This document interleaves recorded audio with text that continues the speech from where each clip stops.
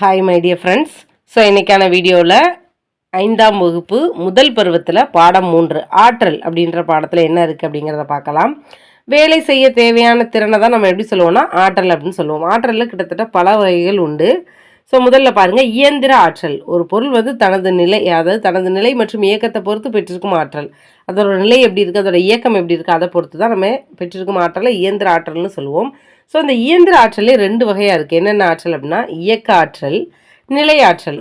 இயக்க ஆற்றலுக்கு இன்னொரு பெயர் நம்ம வந்து இயக்கம் அப்படிங்கிறதுனால நகர்வு ஆற்றல்னு சொல்லுவோம். நகரும் பொருள் பெற்றிருக்கும் ஆற்றல். இப்போ எக்ஸாம்பிள் வந்து நகரக்கூடிய ஒரு வாகனமாக இருக்கட்டும், துப்பாக்கியிலேருந்து ஒரு குண்டு வெளியில் வர்றதா இருக்கட்டும், கிரிக்கெட் விளையாட்டு ஒரு பந்து வீசுகிறோம்ல, ஸோ இது எல்லாமே இயக்க ஆற்றல்.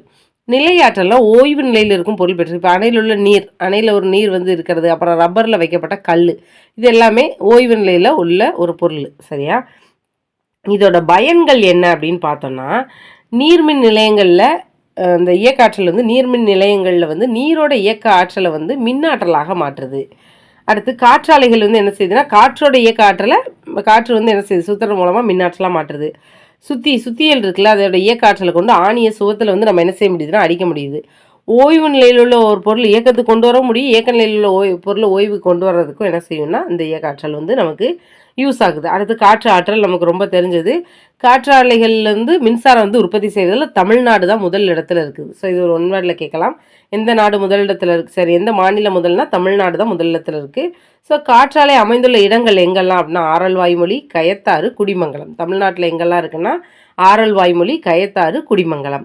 இதோட பயன்கள் என்ன? மின்சாரம் உற்பத்தி செய்கிறதுக்கு, கப்பலில் பயணிக்கிறதுக்கு காற்று நமக்கு தேவை, கடல் நீரில் சறுக்கிறதுக்கு, பாய்மரம் விடுறதுக்கு, காற்றாடி விடுறதுக்கு, பூமிக்கு அடியில் உள்ள நீரை மேலே கொண்டு வர்றதுக்கெல்லாம் பயன்படுது. அடுத்தது வெப்ப ஆற்றல்.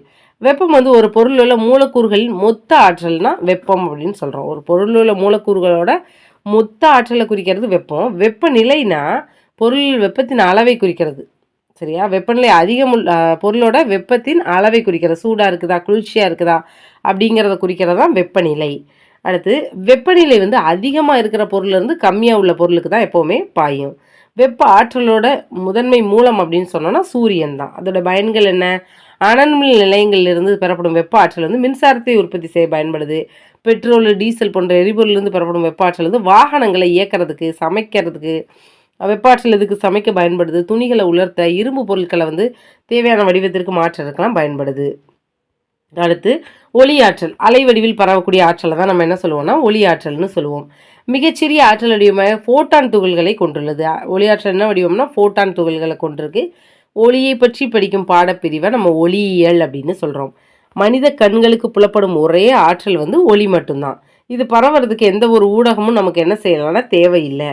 ஒரு வினாடிக்கு கிட்டத்தட்ட பாருங்க 3 லட்சம் கிலோமீட்டர் தூரம் வந்து இது வந்து என்ன செய்யுதுன்னா ஒளி வந்து பரவுது.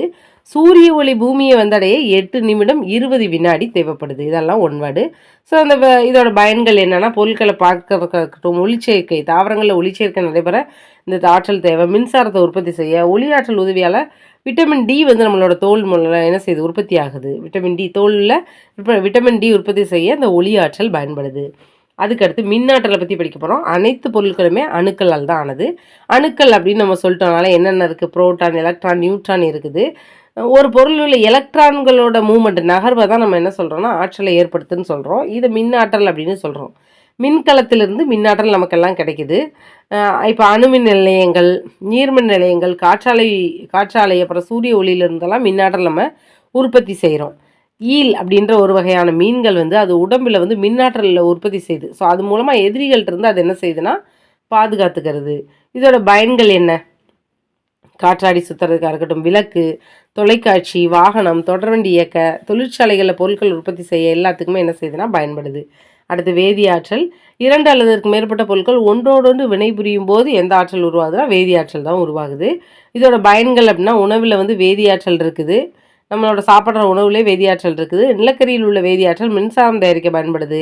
பெட்ரோல், டீசல், நிலக்கரியில் இவ்வாற்றல் வந்து இருக்குதுன்னு சொல்லலாம். அடுத்து நீர்த்தேக்கங்களில் நீர் என்ன ஆற்றல் பெற்றிருக்குன்னு ஒரு கேள்வி கேட்டாங்கன்னா நிலையாற்றல். நீர் கீழே விழும்போது அது என்ன ஆற்றலாக மாறுதுன்னா இயக்க ஆற்றலாக மாறுது. நீரின் இயக்க ஆற்றலை கொண்டு டர்பைன்களை சுழல செய்வதன் மூலமாக தான் மின்சாரம் தயாரிக்கப்படுது. எது சுழலுது அப்படின்னா டர்பைன்கள். ஸோ ஆற்றல் அழிவின்மை விதி கூறியது யார் அப்படின்னா ஜூலியஸ் ராபர்ட் மேயர்.